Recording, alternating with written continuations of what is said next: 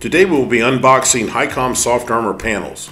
Useful tools needed for this process: a sharp knife or box cutters used to open heavy-duty tape and cardboard. First, you will want to open the box with the sharp knife or box cutters and be very careful not to cut into the ballistic panels.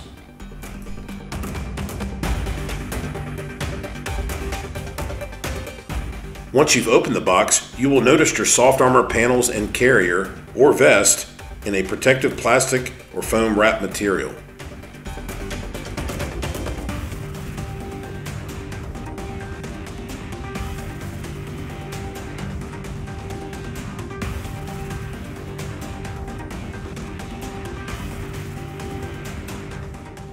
You will also find the use and care guide card to get you started.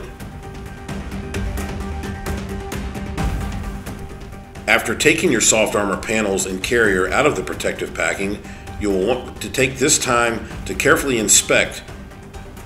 Next, you will want to unstrap the two Velcro straps on each side of the carrier to gain access to the soft armor panel pockets.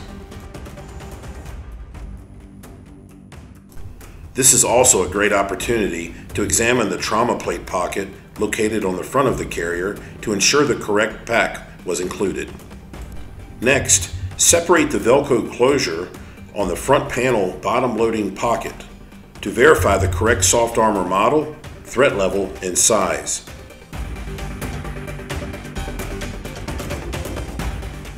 Following this step, repeat the process on the rear panel bottom loading pocket.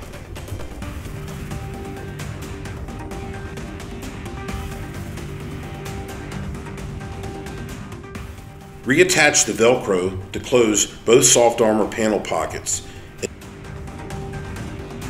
and check the Velcro hook and loop and straps.